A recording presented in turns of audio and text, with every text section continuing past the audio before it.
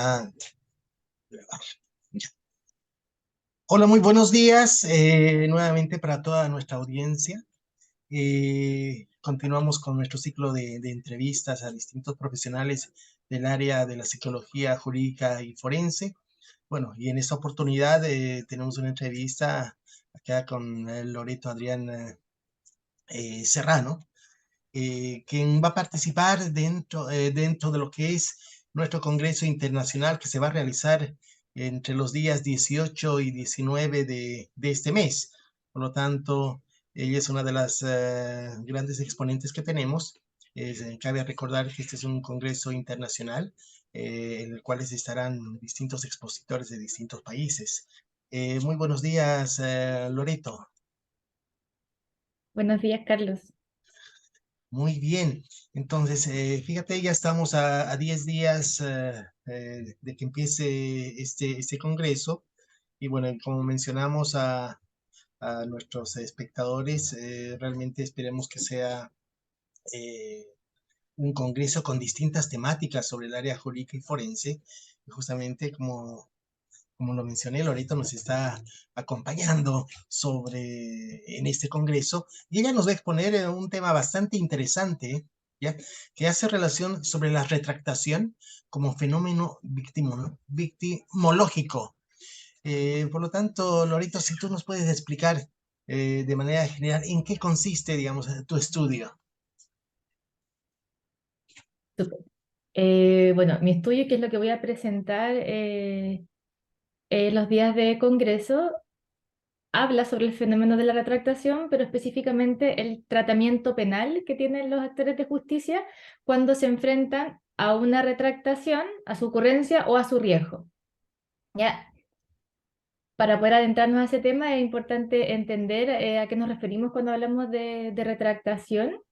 Eh, es un fenómeno victimológico, como bien tú dices, y que está asociado a las características fenomenológicas de los delitos sexuales. ¿Ya? Mi estudio está centrado específicamente en retractación de niños, niñas y adolescentes que son víctimas de delitos sexuales. ¿Ya? Es un fenómeno que está bastante relacionado a la fenomenología de estos delitos y particularmente al proceso de develación.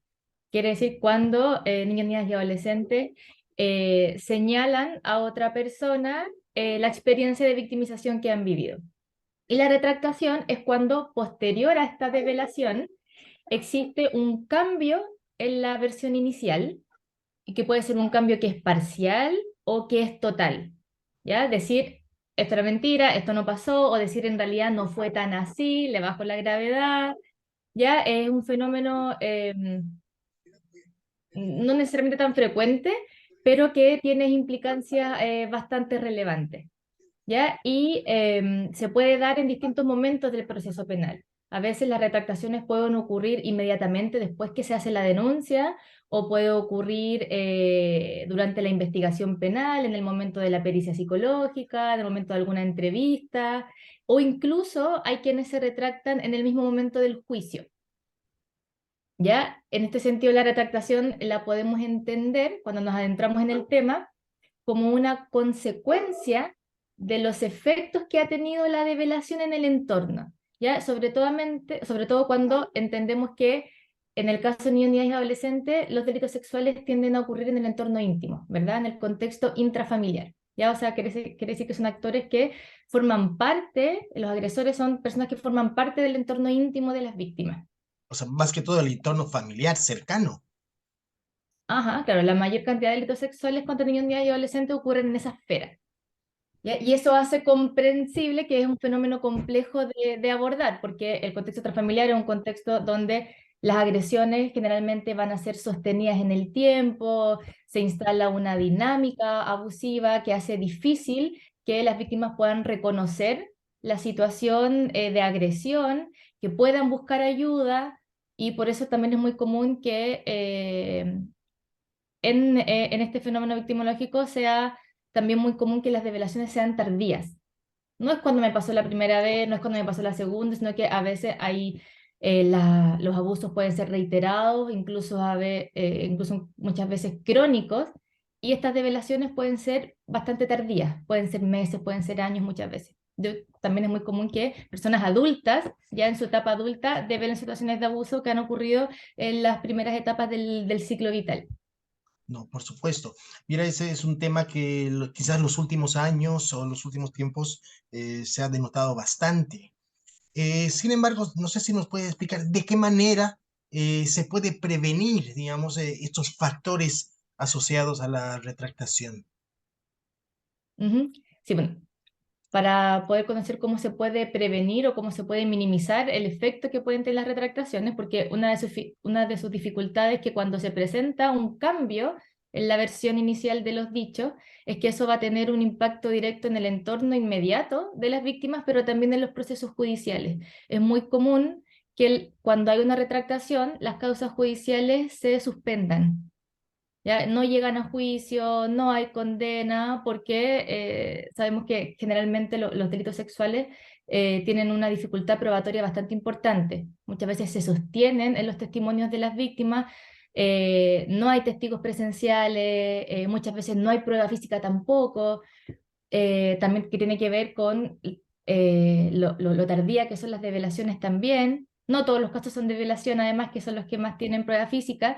Entonces, eso hace que el testimonio tenga un valor fundamental. Entonces, cuando hay un cambio en ese testimonio inicial, el sistema judicial empieza a tambalear. Ya. ¿Ya? Me imagino, o sea, quiero pensar que cuando, como mayormente este fenómeno se da dentro de lo que es la parte íntima familiar, muchas veces cuando se llega a esta instancia de juicio, muchas veces tal vez los familiares inciden en esta retractación, ¿verdad? Justamente, eso es uno de los, cuando hablamos de retractación, los factores que están a la base de su ocurrencia, uno de esos primeros factores tiene que ver justamente con el vínculo que hay con el agresor, que como ya dijimos, generalmente en niños, niñas y adolescentes esta figura tiende a ser parte del entorno íntimo y tiende a ser una figura masculina, generalmente. ¿Ya? Entonces, y eso obviamente es un riesgo para una retractación por los costos que puede tener esta develación, porque en el fondo un niño ni adolescente que menciona que algún familiar ha cometido violencia sexual contra él, esa develación puede tener muchos costos. Es muy típico la existencia de sentimientos de culpa, de la sensación de que hay amenazas que se pueden concretar. Muchas veces los agresores como técnicas de silenciamiento pueden decir, es que si tú me acusas yo me voy a ir a la cárcel, es que si tú me acusas yo me voy a tener que ir a la casa. Y a veces esas amenazas se materializan, o sea, cuando hay una denuncia y cuando hay un peso probatorio importante, se puede, por ejemplo, decretar la prisión preventiva. Y eso es una materialización de una amenaza previa y eso evidentemente es un riesgo para que una víctima diga, no, en realidad no era así, era mentira. O en realidad no fue esta persona, fue otra, o no fue tan grave, o fue solamente una vez y empiezan a cambiar un poco su versión porque finalmente la retractación aparece como una medida para recuperar la homeostasis del entorno que había previo a la develación. Entonces, yo quiero borrar todo esto y volver a como estábamos antes, no quiero causar más problemas. Y eso se agudiza todavía más cuando estamos en contextos familiares que pueden tener una alta dependencia económica o afectiva de la figura agresora. Ya sea, si no sé, si es un padre agresor y es un padre que es el sustento económico de esa familia o que hay una importante dependencia afectiva también, eso aumenta el riesgo de que una víctima pueda decidir retractarse. En este sentido también va a importar entonces, que es otra de los factores importantes para la ocurrencia de una retractación, es la existencia o no de apoyo de parte de la principal figura de cuidado, que la evidencia nos dice que generalmente va a ser la madre. Generalmente es la madre la figura que también es la primera figura de develación, generalmente, no siempre, pero generalmente. ¿Ya? Entonces, ahí importa cuál es la forma en que esta figura o el entorno inmediato va a reaccionar ante una develación. Y es importante mirar un poco más con foco qué es lo que pasa, porque no es simplemente da o no credibilidad al relato, Lo digo porque muchas veces también caemos en estereotipos, en figuras como bien estigmatizadoras de la buena o la mala madre, pero es un poco más complejo que eso porque van a haber muchos factores que van a mediar en la manera en que una persona adulta puede enfrentarse a una situación como esta. Porque enterarse de una agresión sexual contra un hijo, una hija o una persona que está bajo tu cuidado, obviamente genera un impacto importante. ¿Ya? Entonces es Pues importante ver cuáles son los factores que están mediando mi capacidad de reaccionar.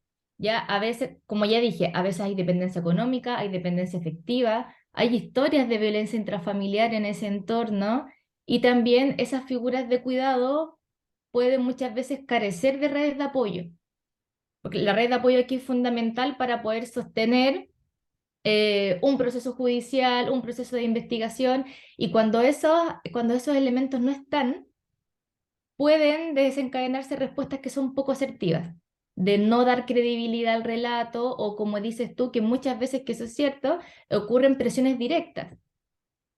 Más allá que yo te crea o no, necesito que digas que todo es mentira porque, no sé, tu papá se va a ir preso. eh, claro, y el entorno familiar se podría destruir, el qué dirán, la mu- sociedad, son muchos factores. claro, es un costo muy alto. Claro. Y que también está vinculado a todo esto, un tercer factor, podemos decir, tiene que ver con la victimización secundaria, que la entendemos como los costos que tiene para la víctima la participación en un proceso penal, ¿ya? Que tiene que ver con la reiteración de las declaraciones, con el tipo de evaluación médica en las que pueden ser sometidas las víctimas, que a veces no pierden el contacto con el agresor o lo hacen, o hay instancias de contacto en este proceso judicial, muchas veces hay exposición mediática, o sea, son elementos que cuando no son abordados adecuadamente, también pueden favorecer que haya una retractación. Una característica muy común, al menos acá en Chile, es que los procesos judiciales sean bastante largos, sean extensos. Entonces, cuando yo voy a, no sé, una instancia pericial, voy a entrevistar a una víctima, 2 años, un año después de que ocurrió esta denuncia, es muy posible que esta víctima ya no quiera más. Por Y supuesto, una, hay una claro, y una presión forma psicológica fuerte. exacto. Y una forma de cortar eso es decir, no, todo es otra mentira. O cambiar su versión, no, no era tan así, los ejemplos que hemos venido dando. Entonces, bueno, puede ser una respuesta al excesivo tiempo de estos procesos, también a las entrevistas que son reiteradas o a la actitud de los actores de justicia. Si yo cambio mi versión o empiezo a decir que era mentira o digo que la historia no era esa, sino que era otra, o el agresor no era ese, sino que era otro, eh, si eso no se sabe abordar adecuadamente y no se detecta cuáles son los factores que pueden estar incidiendo en que esta víctima está cambiando esta versión, eso puede, si no tengo como esa formación, ese criterio, eso puede provocar en mí, en el sistema de justicia, una actitud de desconfianza, de falta de credibilidad. Y si una víctima no siente que tiene el soporte de un sistema, es muy probable que se retracte o que desista de su participación, que es otro fenómeno también que ocurre. Entonces ahí tenemos varios elementos para poder prevenir una retractación que va a tener que ver con la existencia de una red de apoyo. Hay estudios sobre retractación que han señalado que a veces basta con que una figura del entorno, no la principal de cuidado, sino que una figura del entorno otorgue credibilidad, que también podemos decir puede ser un actor de la justicia. eh, Basta con que una persona otorgue credibilidad para que la posibilidad de retractación disminuya considerablemente. O sea, eso nos alerta de la importancia que haya una red de apoyo en el entorno y un sistema que esté especializado, que sepa cuándo puede ocurrir el fenómeno, que sepa levantar los riesgos, que sepa qué hacer cuando hay riesgo o cuando nos enfrentamos a una retractación, que haya un sistema que esté coordinado y que favorezca la adherencia, por ejemplo, no solamente de las víctimas, sino también del entorno familiar.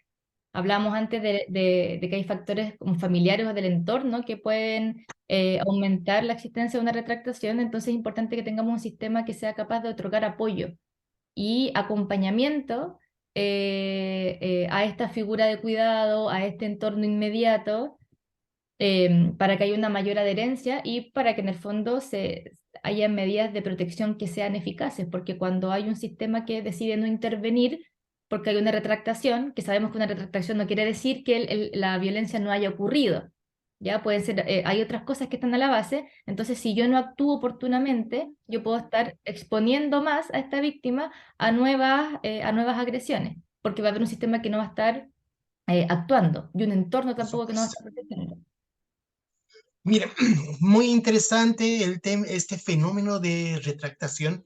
No queremos ahondar más sobre el tema. ¿Por qué? Porque Loreto Adrián nos va a estar exponiendo con más detalles justamente en el Congreso Internacional COMCIFOR que se va a desarrollar los días 18 y 19. Sin embargo, muchas gracias, Loreto. Pero sin embargo, ¿quién es Loreto? ¿Quién es Loreto Adrián? Loreto Adrián tiene una vasta experiencia, actualmente trabajando en el Instituto Nacional de Derechos Humanos, como analista de contenido en el Comité, justamente para la prevención de la tortura. También ha sido psicóloga del Departamento de Estudios Criminológicos en el Instituto de Criminología. Ella con vasta experiencia, psicóloga de profesión de la Universidad Andrés Bello de la República de Chile. Muchas gracias, Loreto, por acompañarnos en esta pequeña entrevista. Y bueno, a toda nuestra audiencia les recordamos nuevamente que ella estará presente ya sea el día 18 de mayo o 19 de mayo de este mes. Muchas gracias, Loreto. Muchas gracias a ti.